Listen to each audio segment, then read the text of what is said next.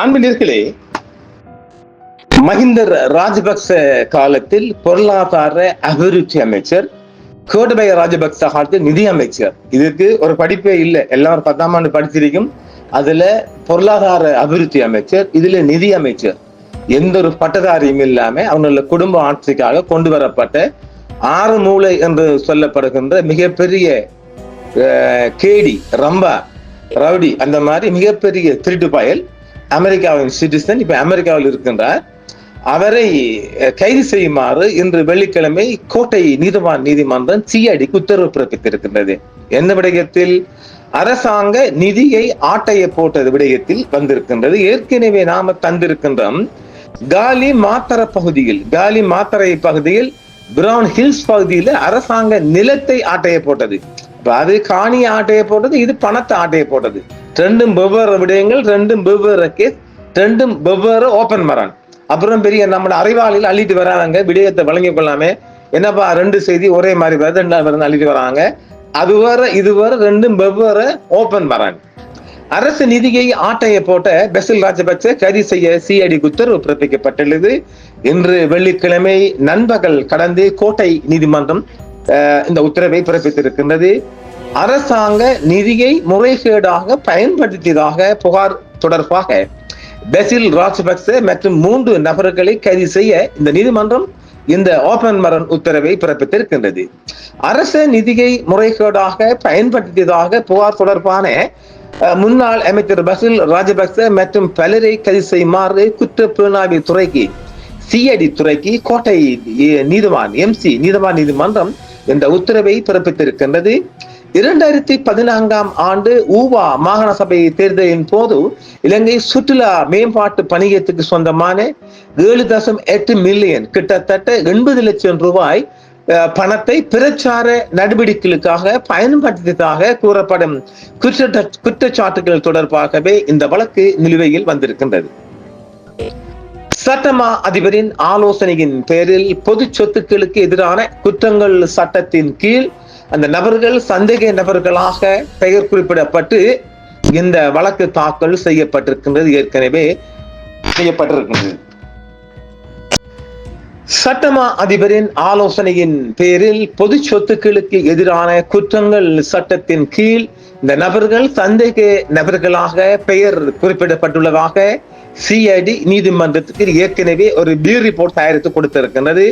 2014ஆம் ஆண்டு ஊவா மாகாண சபை தேர்தலின் போது சுற்றுலா உபசரிப்பு அதிகார சபையிலிருந்து சுமார் 80 லட்சம் ரூபாயை முறைகேடாக பயன்படுத்தியதாக கூறப்படும் குற்றச்சாட்டின் பேரில் முன்னாள் அமைச்சர் பெசில் ராஜபக்ச மற்றும் சுற்றுலா பணியகத்தின் தலைவர் பாஸ்வர குணவர்த்தன, பணிப்பாளர் ரூமி ஜௌஹர் மற்றும் பலரை கைது செய்யுமாறு இன்று இந்த உத்தரவு கொழும்பு கோட்டை நீதிமன்றத்தால் பிறப்பிக்கப்பட்டிருக்கின்றது. சட்டமா அதிபரின் குற்றச்சாட்டுகள் தொடர்பாக இந்த வழக்கு வந்திருக்கின்றது. சட்டமா அதிபரின் ஆலோசனையின் பேரில் பொது சொத்து சட்டத்தின் கீழ் சந்தேக நபர்களின் பெயர்கள் குறிப்பிடப்பட்டது என்றும் சமர்ப்பிப்புகளை தொடர்ந்து நீதிமன்றத்தில் சமர்ப்பிக்கின்றது. அதற்கமைய கொழும்பு கோட்டை நீதிமன் கௌரவ பாசன் அமரசேன குற்ற புலனாய்வு துறைக்கு இந்த உத்தரவை பிறப்பித்திருக்கின்றார். சந்தேக நபர்கள் இலங்கையில் இல்லாததால் அவர்களை கைது செய்வதற்கான முயற்சிகள் தோல்வியடைந்ததாக குற்ற சிஐடி நீதிமன்றத்தை தெரிவித்துகின்றார்கள். நீதிவான் சந்தேக நபர்களுக்கு வெளிநாட்டு பயண தடையை விதித்து குடிவரவு கட்டுப்பாட்டாளருக்கு தகவல் தெரிவிக்குமாறும், அதாவது பாஸ்போர்ட் பேர்ன் பண்ணப்பட்டும் ஒரு கட்டளை பிறப்பிக்கப்பட்டிருக்கின்றது. ஒருபுறம் முன்னாள் ஜனாதிபதி மஹிந்த ராஜபக்சவின் உருவப்படமும், மறுபுறம் அரசியல் கட்சியின் பெயரும் பொறிக்கப்பட்ட 12,000 டீ-ஷர்ட்டுகளை அச்சிடுவதற்கு அந்த நிதி பயன்படுத்தப்பட்டதாக விசாரணையில் தெரிய வந்துள்ளது. முனராகல மாவட்டத்தில் நடைபெற்ற ஒரு அரசியல் நிகழ்ச்சியில் அந்த டீ-ஷர்ட்டுகள் விநியோகிக்கப்பட்டதாக சிஐடி நீதிமன்றத்தில் தெரிவித்திருக்கிறது. அரசாங்க நிதியை முறைகேடாக பயன்படுத்தியும் சட்டவிரோதமாக சம்பாதித்த பணத்தை கொண்டும் இந்த சொத்து கையகப்படுத்தப்பட்டது என்ற குற்றச்சாட்டுகள் எழுந்ததிலிருந்து இந்த வழக்கு நீண்ட காலமாக விசாரணையில் உள்ளது.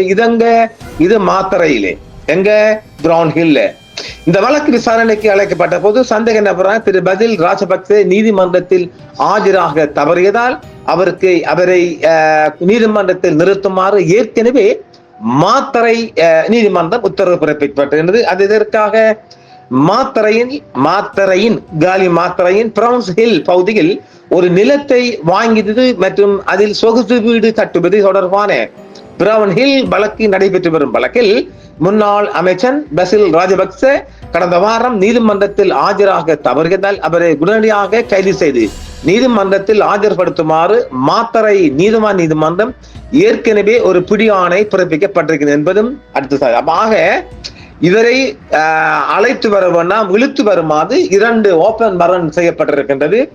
இவர் இன்னும் 2 மாதம் இருக்கு இல்லையா, இந்த 2 மாதத்துக்குள் 2 கேஸுக்கும் அவர் அப்பியர் ஆகி அவர் தரப்பு நியாயங்களை முன்வைத்து அவரை பிணையில் கொடுப்பாங்க. அவர் அந்த தமனைக்கும் வரவில்லை என்றால் இவரை இன்டர்போல் மூலம் இவர் இருக்கின்ற அமெரிக்காவில் இருக்கின்ற சர்வதேச போலீசாருக்கு ஒரு பிடியாணை கொடுக்கப்பட்டு அவர் அங்கிருந்து இழுத்து வரப்படுவார். அதெல்லாம் கேவலம் தானே. அதற்கிடையில அவர் இன்னும் ஒரு 3 வாரமோ 4 வாரமோ 1 மாதமோ 2 வழக்குகளுக்கு வந்து அவர் ஆஜராக வேண்டிய ஒரு கழுத்துப்பிடிக்கில் மாட்டி இருக்கின்றார். அவருக்கு 2 உத்தரவு. ஒன்று, நாம ஏற்கனவே சொன்னமில்ல அவருக்கு பாஸ்போர்ட் பேர்ன் பண்ணிருப்பாங்க. இப்ப இந்த கேஸ்ல இன்று கோட்டை நீதிமன்றம் கொடுத்திருக்கின்ற வழக்குல அவருக்கு பாஸ்போர்ட் பேர்ன் பண்ணப்பட்டிருக்குது. மாத்தறை நீதிமன்றத்திலும் பாஸ்போர்ட் பேர்ன் பண்ணப்பட்டால் இந்த வழக்கு 5 வருஷமோ 6 வருஷமோ 7 வருஷமோ முடியும் வரைக்கும் நெய்னா நாட்டை விட்டு கிளம்ப இயலாது.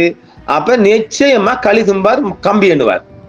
நிச்சயமா 2 வழக்கும் இருக்கி ஆதாரபூர்வமாக இருக்குது. இனி நாட்டுல இப்படி எல்லாம் நடக்குதுங்க, அதுல தப்பினா உண்டும். ஆக இருக்கப்பட்ட வழக்கு 2 வழக்குக்கும் பிடியாணை பிறப்பிக்கப்பட்டிருக்குது. பார்ப்போம். இந்த நிகழ்ச்சிகள் நாம தொடர்ந்து கவனிப்போம் இல்லை, பார்க்கலாம் என்ன தொடர்ச்சியாக வரும் என்பதை நாம் உடனுக்குடன் தரலாம். மீண்டும் மற்றும் ஒரு சந்திப்பு இருக்கும். என்றும் உங்களுடன் சன்ரைஸ் இந்தியா டிவி சப்ஸ்கிரைப் பண்ணுங்கள், பெல் பட்டனையும் கிளிக் செய்யுங்கள். உங்கள் ஆதரவை எங்கள் சேவை. ஆதரவு தாருங்கள், அரவணைப்போம். மறக்காம சர்ப்ரைஸ் பண்ணுங்க. தேங்க்யூ.